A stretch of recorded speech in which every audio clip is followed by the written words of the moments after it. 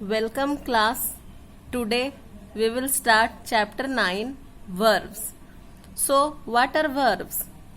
Verb is a word which says something about a subject. So a verb always says something about a subject. Read the sentence given below. Ankita kept the books in the shelf. The teacher teaches the student in the classroom. The river is quite shallow. Shakespeare was the greatest poet and dramatist. The nightingale has a sweet voice. Priya has blue eyes. So, these are the sentences consisting of verb in it. Kept, teaches, is, was, has. These all are verbs of the sentences. So, what does these sentences say? The verb in these sentences, what does the verbs in these sentences say? So, it is described below. In sentence 1, kept is a doing word. It tells us what Ankita did with the books. She kept them in the shelf. So, in sentence 1, it is said that what is Ankita doing with the book? So, she is keeping them in a shelf. The action is done by Ankita. So, kept is an action verb. In sentence 2, the teacher teaches the student in the classroom. What is the teacher doing? The teacher is teaching in the classroom. The action is being done in the classroom. So, teaches is a action. So, he teaches in the classroom. Teaches is a verb. Such doing words or action words are called verb in grammar.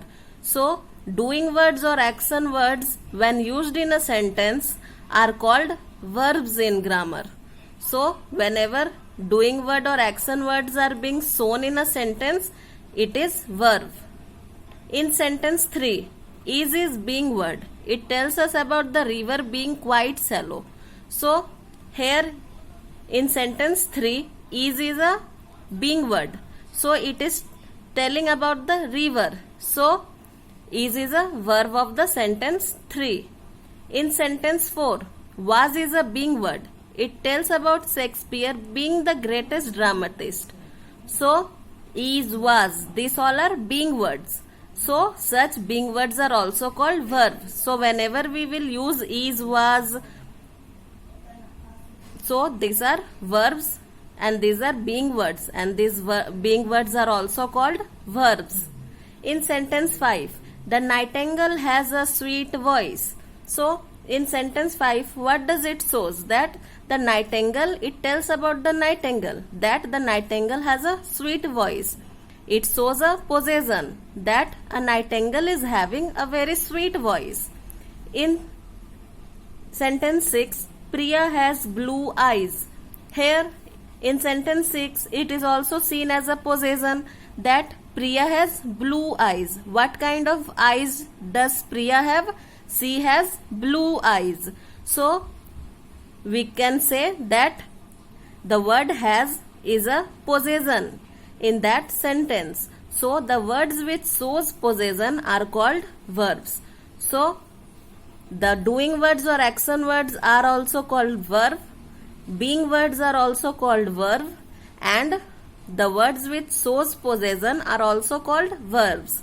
So, finally, a verb is a word which says something about a subject.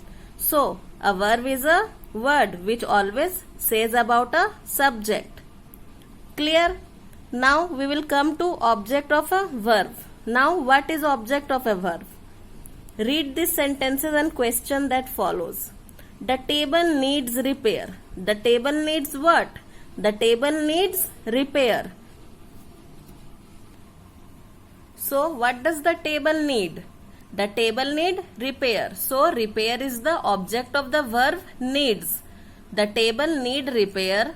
Need is the verb and repair is the object of the verb need. Come to the second example. The lion killed the deer. Killed what? The lion killed what? The lion killed the deer. So, the deer is the object of the verb killed. So, killed is the verb and the deer is the object of the verb killed. My parents loves me. Loves whom? My parents loves whom? My parents loves me. So, me is the object of the verb loves. So, loves is the verb and me is the object of the verb loves. Come to sentence 4. Binay helps the needy. Helps whom? Vinay helps whom? Vinay helps the needy. So, helps is the verb and the needy is the object of the verb helps. If we frame a question using the verb with the word what or whom, the word that answers the question is the object of the verb. So whenever we make questions using the verb with the word what or whom, whenever we make a question with what or whom, the answer which comes is known as the object of the verb. Whenever we make any question with using the words like what or whom, the answer which comes in place of what or whom is known as the answer of the object of the verb. So from this we came to know about verb and object of the verb. Now the next topic is kinds of verb. Now we will read about different kinds of verb. Verbs can be classified in three types. So, verbs are of three different types: transitive, intransitive, and verbs of incomplete prediction or linking verb. So, verbs are of three types: transitive, intransitive, and verb of incomplete prediction, or we can also say it linking verb. Note the use of verbs in the following sentences. The woman filled the pail with water. He knelt to pray. Gas and coals are fuels. That dog looks dangerous. You appear happy today. So, in sentence 1, the word filled is example of a transitive verb. Here, in sentence 1, filled is a verb and it is an example of transitive verb. How it is an example of transitive verb?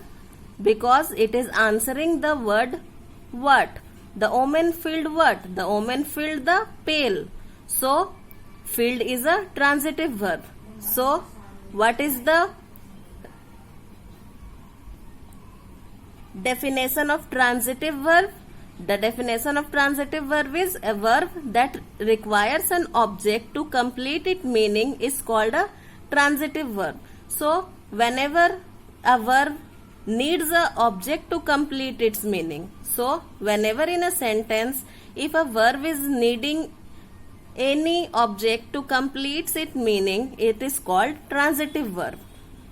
In sentence 2, knelt does not require an object to make the complete sense. Here in sentence 1, we see that it is asking, the woman filled what? The answer comes, the pail. But in sentence 2, he knelt to pray. He knelt to pray what? No answer is coming. So, knelt is a intransitive verb.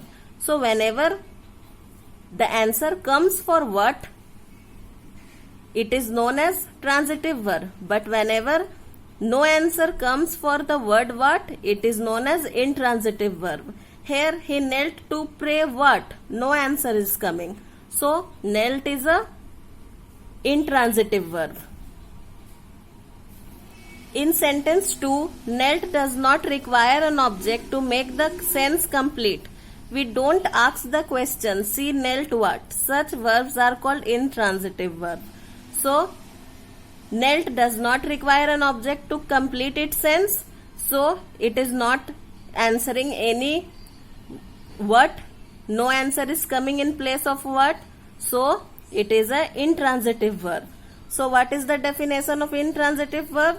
A verb that does not require an object to make sense but makes complete sense by itself. It is called an intransitive verb. So, a verb that does not require any object to make sense and complete its sense itself, it is called intransitive verb.